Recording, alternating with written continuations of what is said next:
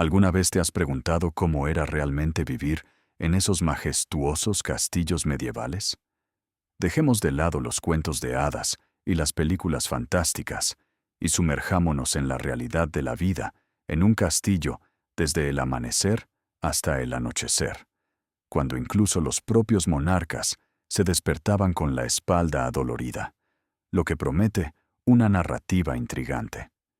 Mientras que las quejas modernas giran en torno a colchones de espuma viscoelástica que son demasiado blandos o demasiado firmes, los habitantes medievales dormían en lo que era, básicamente, un saco de paja, a menudo sin cambiar desde la última fiesta de la cosecha. El problema del colchón era tan grave que numerosos textos médicos medievales incluían tratamientos para lesiones causadas por la paja. Sí, la gente resultaba herida por su cama. Imagina explicarle eso a tu curandero local. Verás, fui agredido por mi colchón. Los nobles más ricos salían apenas un poco mejor, pues poseían marcos de madera para su paja, una distinción equivalente a estar incómodamente elevado. El despertar matutino estaba lejos de ser el suave tintinear de una alarma de smartphone. En cambio, uno podía ser despertado por un gallo en plena crisis existencial al amanecer, o, peor aún, por el reloj despertador humano designado del castillo. Los documentos históricos del siglo XIII mencionan a un sirviente del castillo, cuya única tarea era recorrer la fortaleza gritando «¡Arriba! ¡Arriba!», o su equivalente medieval al romper el alba, un trabajo garantizado para generar aversión universal. Los castillos medievales no eran precisamente reconocidos por su excelente aislamiento. Las paredes de piedra, magníficas para repeler ejércitos invasores, funcionaban esencialmente como enormes refrigeradores. Muchos residentes del castillo dormían con la ropa que habían usado el día anterior, no por pereza, sino como una medida necesaria para no despertar convertidos en un polo humano. Las ventanas de los dormitorios en los castillos medievales no eran los grandes ventanales de vidrio que se ven en las películas. La mayoría eran meras ranuras estrechas en las paredes, diseñadas más para disparar flechas a los enemigos que para dejar entrar la luz del sol matutina. Esto significaba que en los días nublados, que en realidad constituían la mayoría de los días en la Europa medieval, uno podía despertar en completa oscuridad, golpearse el dedo del pie con un orinal, si se tenía la suerte de poseer uno, y comenzar el día con maldiciones que avergonzarían incluso a un experimentado soldado nocturno. Después de liberarse de ese dispositivo de tortura llamado eufemísticamente cama, aguardaba la siguiente prueba matutina medieval: la higiene personal. Y la higiene era un concepto bastante flexible en aquellos tiempos. La presencia inmediata de un balde lleno de agua tan fría que probablemente aún contenía fragmentos de hielo era lo primero que uno notaba, acechando de manera amenazante. Sin duchas calientes, sin regulación sofisticada de temperatura. Solo tú y tu archienemigo, el balde. Los registros históricos sugieren que algunos arquitectos de castillos más innovadores intentaron idear sistemas rudimentarios de calefacción de agua. Un castillo en Francia, por ejemplo, incorporó un sistema de tuberías que pasaban cerca de los fuegos de la cocina. Una idea loable, salvo que las tuberías eran de plomo, presentando una elección entre estar sucio o lentamente envenenado. Una decisión difícil. Luego estaba el tema del jabón. Los arqueólogos modernos han desenterrado restos de instalaciones de fabricación de jabón medieval, y las recetas descubiertas son francamente extrañas. El ingrediente principal era ceniza de madera, mezclada con grasa animal. Básicamente, se lavaban con residuos de la chimenea. Los castillos más ricos usaban algo llamado jabón de Castilla, una ligera mejora, ya que utilizaba aceite de oliva en lugar de grasa animal. Pero era tan prohibitivamente caro que los registros indican que una sola barra podía costar lo equivalente a una oveja entera. Imagina dedicar todo tu salario a una pastilla de jabón. La parte verdaderamente fascinante comenzaba cuando la naturaleza llamaba. ¿Recuerdas esas estrechas ventanas del castillo? Tenían una doble función. Sí, eran para disparar flechas a los enemigos, pero también servían admirablemente como retretes improvisados. Los arquitectos de castillos incluso tenían un término específico para estas aberturas. Garderobes, llamados así porque la gente colgaba sus prendas cerca de ellos, creyendo que el hedor insoportable ahuyentaría a las polillas. En efecto, utilizaban el hedor de su baño medieval para proteger sus mejores atuendos. Si uno no tenía la suerte de tener un garderobe cercano, siempre estaba el confiable orinal. Estos encantadores recipientes solían vaciarse por las ventanas, dando origen a una de las frases más malinterpretadas de la historia. Cuando la gente gritaba «Gárdelo», cuidado con el agua, definitivamente no se referían al agua. Esta práctica era tan común que algunas ciudades medievales promulgaron leyes prohibiendo el vaciado de orinales sin primero gritar una advertencia. La regulación gubernamental en acción. Los retretes comunales eran un asunto completamente distinto. La mayoría de los castillos tenía estas instalaciones compartidas construidas en los muros exteriores, esencialmente agujeros que depositaban todo directamente afuera. Investigaciones arqueológicas de restos de castillos han desenterrado objetos bastante intrigantes en esas zonas. Y digamos que no todo eran monedas antiguas y joyas perdidas. Algunos castillos podían albergar hasta 200 personas, todas compartiendo apenas un puñado de estas deliciosas instalaciones. La hora pico matutina adquiría una dimensión completamente nueva. La privacidad era prácticamente inexistente. Los medievales tenían un concepto muy distinto del espacio personal. Los documentos históricos revelan que incluso reyes y reinas recibían visitantes matutinos mientras usaban sus elaborados baños privados.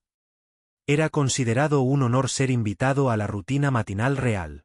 En serio, imagina ser tan importante que la gente deseaba presenciar tus hábitos en el baño. Hablando de la realeza, ellos tenían una ventaja: sirvientes personales que ayudaban en la rutina matutina. Pero ese no era precisamente un papel lujoso. Estos desafortunados criados tenían la glamorosa tarea de ayudar a sus señores y damas a lavarse, vestirse, sí, encargarse de los orinales. Los registros de un castillo inglés indican que el cargo de Groom of the Stool, mozo del orinal, era en realidad un puesto muy codiciado, ya que otorgaba acceso íntimo al rey. Toda esta odisea matutina podía consumir horas, especialmente para las damas nobles que lidiaban con elaborados peinados y vestimenta. Y después de tanto esfuerzo, uno probablemente seguiría oliendo a una mezcla de humo de leña, perro mojado y lo que fuera que contuviera el jabón medieval de ese día.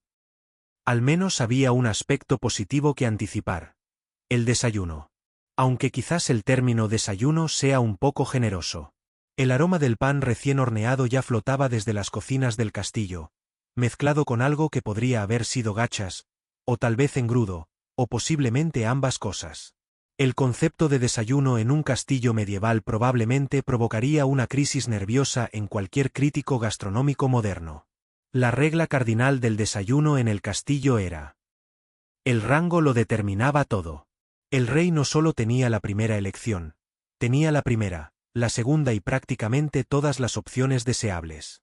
Registros reales de un castillo inglés del siglo XIII revelan que mientras el rey disfrutaba de pan fresco, carnes asadas y frutas exóticas, el personal de rango inferior recibía algo llamado patty, que era básicamente cualquier vegetal que aún no se hubiera echado a perder, hervido hasta perder todo sabor y dignidad. En cuanto al pan, no solo era para comer. Los nobles utilizaban algo llamado trenche, una gruesa rebanada de pan duro que servía como su plato.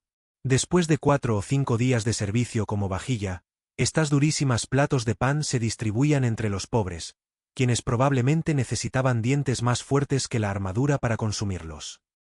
Los pozos de los castillos medievales estaban frecuentemente contaminados gracias a esos encantadores métodos de eliminación de desechos que mencionamos antes. ¿La solución? Cerveza. Grandes cantidades de cerveza. Incluso los niños la bebían, aunque una versión más suave conocida como small beer. Registros de un castillo indican que se consumían aproximadamente 8 galones de cerveza por persona por semana, lo que equivale a unos 3,000 pintas de cerveza diarias para un castillo de tamaño medio. Los cerveceros eran de los individuos más vitales en el castillo. Si arruinaban la cerveza, se encontraban con una fortaleza repleta de medievales sedientos e irritables. Los modales en la mesa eran una descripción bastante generosa de las prácticas reales a la hora de comer. Los tenedores estaban en gran medida ausentes en la mayoría de los castillos medievales, considerados excesivamente sofisticados y demasiado italianos. En cambio, todos usaban los dedos, lo que conducía a técnicas de alimentación bastante creativas. Una guía medieval de etiqueta en la mesa incluso advertía: no limpies tus manos grasientas en tu barba. El mero hecho de que ese consejo estuviera por escrito dice mucho sobre la etiqueta culinaria de la época. La disposición de los asientos era un campo minado político. La proximidad al señor o la señora indicaba importancia. Ser relegado al extremo lejano de la mesa era una señal clara de alguna transgresión social. Un incidente documentado en un castillo del siglo XIV narra cómo dos caballeros se enfrentaron en duelo con espadas por estar más cerca de la sal. Sí, la sal era así de importante. El equivalente medieval a tener la mejor señal wifi. El horario del desayuno también era peculiar. Los nobles solían comer alrededor de las 10 u 11 de la mañana, después de asistir a la misa matutina y atender los asuntos básicos del castillo. Los sirvientes, que ya llevaban despiertos horas, probablemente se apresuraban a robar un bocado de patty sobrante entre tareas. Un registro de un castillo se queja del personal de cocina que robaba comida, señalando que un cocinero fue sorprendido con 3 pasteles de carne enteros escondidos bajo su camisa. La conservación de alimentos era otra aventura. Sin refrigeración, los castillos medievales dependían de la sal, el humo y las oraciones para mantener los alimentos comestibles. La despensa del castillo, o almacén de alimentos, era generalmente uno de los lugares más fríos de la fortaleza. Pero ni siquiera eso evitaba del todo el deterioro. Los libros de recetas medievales a menudo incluían consejos útiles como: si la carne se ve verde, dásela a los campesinos primero. Reconfortante saber que tenían protocolos de seguridad alimentaria. La fiesta del desayuno eventualmente llegaba a su fin a medida que el gran salón se llenaba con nuevos olores, no todos agradables. Entre cuerpos sin lavar, fogatas humeantes y animales diversos que se colaban durante la comida, el distintivo aroma del castillo comenzaba a intensificarse con el día. Comencemos con los pisos. Los suelos de los castillos medievales no eran las superficies de piedra impecables que vemos en las películas. Estaban cubiertos con junco, esencialmente una alfombra medieval.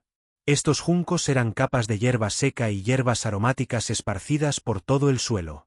Y aquí viene el detalle: solo se reemplazaban por completo una vez al año. Sí, se agregaban juncos frescos encima cada pocas semanas, pero debajo quedaba la acumulación de un año completo de comida derramada, barro, excremento animal y cualquier otra cosa que cayera al suelo. Los documentos medievales mencionan que entre las hierbas dispersas había lavanda y meadowsweet, probablemente en un intento desesperado por ocultar el olor de lo que era, en esencia, un enorme montón de compost bajo los pies. Los animales contribuían con sus propias notas únicas al bouquet del castillo. Perros, gatos, gallinas, y ocasionalmente, incluso ganado, deambulaban libremente por el gran salón como si fueran los dueños del lugar. Un relato medieval describe cómo el halcón favorito de un noble decidió defecar directamente sobre la mesa del comedor, un evento aparentemente tan común que apenas generaba reacción. La evidencia arqueológica revela que algunos pisos de castillos contenían capas de estiércol animal acumuladas durante décadas. Hablamos de un verdadero estilo de vida interior-exterior. Las paredes también formaban parte de la ecuación olfativa. Las paredes de piedra en climas húmedos tienden a sudar, creando condiciones ideales para el moho. Las paredes de los castillos medievales a menudo estaban adornadas con tapices, no solo como decoración, sino para intentar contener la humedad y el moho. Estos tapices, rara vez, o nunca, lavados, se convertían en sus propios ecosistemas en miniatura, con moho, insectos y madrigueras de ratones. La zona de cocina era su propio círculo especial del infierno olfativo. Desechos de comida, platos sin lavar y la cocción constante generaban un hedor lo suficientemente potente como para tumbar a un buitre de un carro de basura. Dado que la refrigeración no existía, la carne se conservaba hasta que estaba al borde de pudrirse antes de ser cocinada. El sabor se ocultaba con enormes cantidades de especias, de ahí que las recetas medievales solicitaran cantidades que abrumarían a un chef moderno. Los residuos de cocina se tiraban directamente por la ventana, creando lo que un escritor medieval describió delicadamente como la montaña de aromas interesantes del castillo. Pero quizás el peor culpable era el sistema de garderobe, esos retretes de los que hablamos antes. La característica principal de diseño era que descargaban directamente por las paredes del castillo hacia el foso. En verano, esto creaba lo que un cronista medieval describió como un sistema defensivo de lo más único. El hedor era tan insoportable que algunos atacantes abandonaron el sitio. Ahora eso sí que es guerra biológica. Con todos estos aromas encantadores mezclándose, no es de extrañar que los habitantes de los castillos medievales estuvieran siempre deseosos de hacer actividades al aire libre. Y hablando de actividades al aire libre, comenzaba el entrenamiento defensivo del castillo. Los castillos medievales no eran simplemente mansiones de piedra ornamentadas. Eran el equivalente medieval de un búnker nuclear, repletos de más características de seguridad que las que podría imaginar el padre más sobreprotector del mundo moderno. Las paredes no solo eran gruesas. Eran lo que podríamos llamar obscenamente gruesas. Estudios arqueológicos han revelado que algunas murallas alcanzaban hasta 6 metros de grosor en la base. Los caballeros se entrenaban intentando disparar flechas a través de ranuras especializadas en estas paredes, una tarea tan sencilla como enhebrar una aguja montado a caballo, hacia atrás. Los registros históricos indican que algunos arqueros se volvieron tan expertos disparando a través de estas diminutas aberturas que podían acertar a un blanco del tamaño de un plato desde 200 metros. Estos eran, recordemos, los mismos sujetos que no podían acertar al retrete del castillo a plena luz del día. Hablando de defensas, hablemos de los agujeros asesinos. Sí, ese era el término técnico real utilizado por los arquitectos medievales, murderoles. Eran agujeros en el techo por encima de las entradas, desde los cuales los defensores podían arrojar de todo, desde piedras hasta aceite hirviendo, sobre los atacantes. Los libros de contabilidad de un castillo del año 1312 registran 2 barriles de aceite, 3 bolsas de cal viva y una colmena muy enfadada como provisiones defensivas. Claramente, alguien se puso creativo con el sistema de seguridad del hogar. Todos dentro del castillo tenían un papel durante los sitios, incluso los niños, quienes eran típicamente empleados como mensajeros o portadores de agua. Los registros muestran que algunos niños del castillo se acostumbraban tanto a las condiciones del asedio que lo convertían en un juego. Una crónica menciona que jugaban al asedio lanzándose vegetales podridos desde diferentes torres del castillo. El personal del castillo, como es de esperar, no estaba encantado con tener que limpiar después de estas batallas culinarias. El foso tampoco era solo decorativo. Más allá de ser un depósito para todo tipo de cosas indescriptibles, gracias a los encantadores inodoros del castillo, los fosos eran proezas de ingeniería. Algunos estaban diseñados para inundarse o vaciarse rápidamente mediante complejos sistemas de gestión del agua.